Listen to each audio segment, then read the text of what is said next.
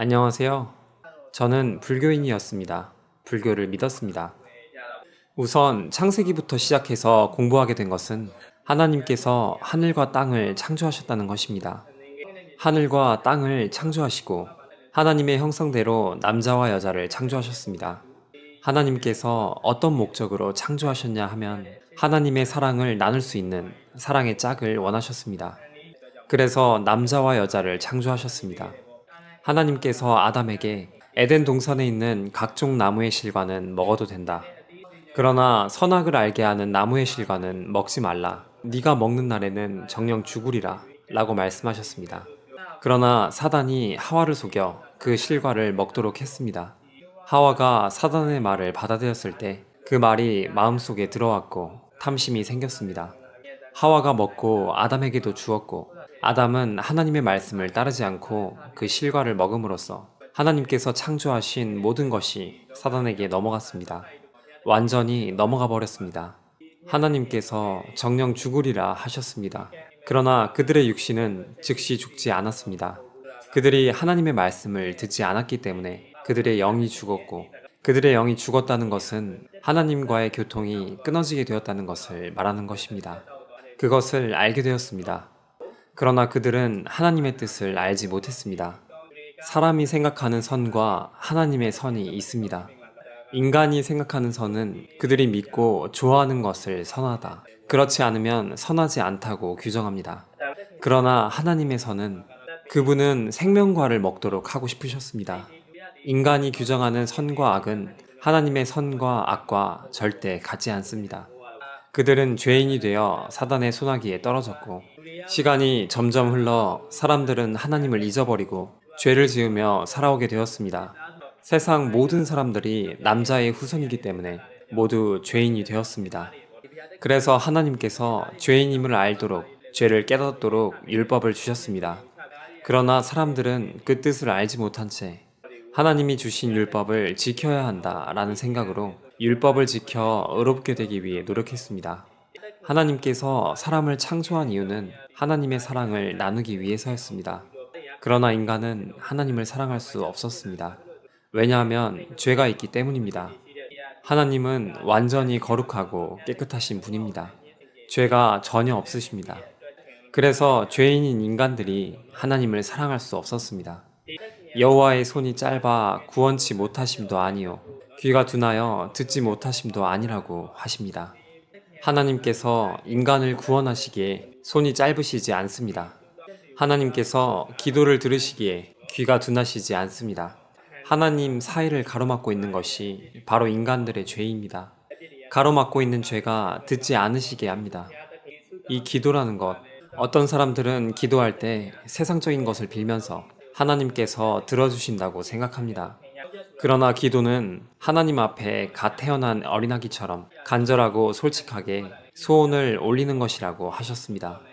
그러나 어떤 사람들은 기도할 때 하나님께서 말씀해 놓으신 성경 구절들을 하나님 앞에 중언부언하면서 늘어놓기도 하고 아니면 무슨 연설하는 것처럼 만군의 하나님 주 여호와여 등등 거창한 설교를 하는 것 같이 기도를 하기도 합니다. 그것은 잘못된 기도입니다. 하나님께서 사람들에게 주고 싶은 선물이 있습니다. 그러나 인간은 그 선물을 받을 수 없었습니다. 왜냐하면 하나님과 사람들 사이에 죄가 가로막혀 있기 때문에 하나님께서 주시고 싶은 가장 큰 선물인 성령을 받지 못합니다. 그렇기 때문에 우선 죄 문제를 해결해야 합니다. 그러나 사람이 자신의 죄를 자신이 감당하게 되면 모든 인간들은 죄인이기 때문에 가야 할 곳은 지옥일 뿐입니다. 모두가 지옥으로 가야 하기 때문에 하나님께서 이 세상을 위해 피를 흘릴 한 몸을 예비하셨습니다. 이 세상 전체를 위해 피를 흘릴 하나의 제물을 하나님께서 준비하셨습니다. 이 한 몸은 예수님입니다. 예수님께서 혈과 육을 가진 인간의 몸을 입고 이 세상에 오셨습니다. 아담이 하나님의 말씀을 듣지 않고 선악과를 먹었을 때부터 시작해서 인간 세상에 죽음이 시작되었습니다. 그래서 사단을 물리치고 빼앗긴 권세를 다시 찾기 위해서 예수님께서 이 세상에 오셨습니다. 마음속에 예수님의 말씀을 믿고 받아들이게 된다면 죽은 영혼이 다시 살아나게 됩니다. 예수님 당시에 보리떡 5개와 물고기 2마리로 5,000명을 먹이셨습니다. 떡을 먹고 배부른 사람들이 다음 날에도 예수님을 찾아왔습니다.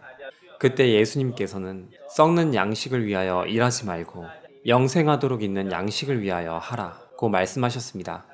영생하도록 있는 양식이라는 것이 무엇을 말씀하시는가? 하나님께서 보내신 자 예수님을 믿음으로써 하나님의 뜻인 영생을 얻는 것이라고 말씀하십니다. 영생을 얻기 위해서 해결해야 할 문제는 죄입니다. 구약 시대에는 어린 양의 피 또는 송아지의 피로 1년에 한 번씩 그들의 죄 문제를 해결하는 제사를 지냈습니다. 하나님께서 인간을 사랑하시기 때문에 인간의 피를 요구하지 않으시고 어린 양의 피가 흘려지도록 허락하셨습니다.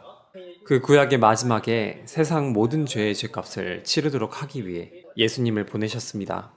베드로전서 3장 18절에 말씀하신 대로 그리스도께서 한 번 죄를 위하여 죽으사 의인으로서 불의한 자를 대신하셨으니 한 번 죄를 위하여 죽으사라고 말씀하십니다. 여기서 의인은 예수님이시고 불의한 자는 이 세상 모든 사람들을 말합니다. 그 모든 죄를 그분 위에 담당시키셨고 그가 대신하도록 하셨습니다. 그리고 계속해서 히브리서 9장 12절에 염소와 송아지의 피로 아니하고 오직 자기 피로 영원한 속죄를 이루사 단번에 성소에 들어가셨느니라. 오직 자기 피로 영원한 속죄를 이루사, 여기서 영원한 속죄를 이루셨다는 것은 예수님께서 십자가에서 흘리신 피로 하나님이 인간을 창조한 그때로부터 시작해서 영원한 하늘나라에 갈 때까지 이 세상에 있는 모든 죄를 단번에 구속해 놓으셨음을, 깨끗하게 하셨음을 의미하는 것입니다. 그러나 어떤 사람들은 구원이라는 것이 하나님께 매일매일 죄를 회개함으로써 받게 되는 것이라고 생각합니다. 그렇게 회개하면 하나님께서 자신들을 구원하신다고 생각합니다.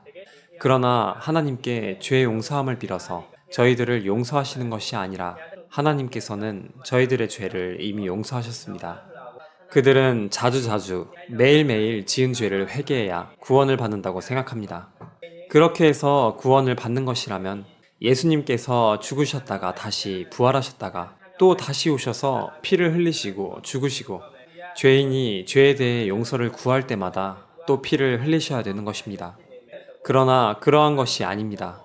예수님께서 이 세상에 오셔서 피를 흘리셨을 때 그때에 단 한 번에 이 세상 모든 죄를 처리하셨습니다. 회개라는 것이 하나님께 울면서 제 죄를 용서해 주세요 라고 비는 것이 아니라 하나님을 등지고 하나님으로부터 떠난 인간, 그 죄인이 하나님께 다시 돌아오는 것이 진정한 회개이고 하나님이 원하시는 것이라는 것을 알게 되었습니다. 저는 이번에 구원의 확신을 가지게 되었습니다. 들은 내용이 많기 때문에 다 말씀드릴 수 없을 뿐입니다. 그러나 제 마음속에는 이해가 되었고 믿어졌습니다. 창조에 관한 것, 인류의 역사에 관한 것, 그러한 부분들을 이번에 굉장히 많이 공부하게 되었고 그 모든 것이 성경 속에 기록되어 있다는 것을 알게 되었습니다. 예전에 불교를 믿고 있을 때에 제가 죽으면 천국에 갈 것인지 지옥에 갈 것인지를 알지 못했습니다. 그러나 이번에 하나님의 말씀, 예수님의 말씀을 상고함으로써 영원한 하늘나라에 저를 위한 처소가 준비되어 있다는 것을 알게 되었습니다. 침례도 받으려고 합니다.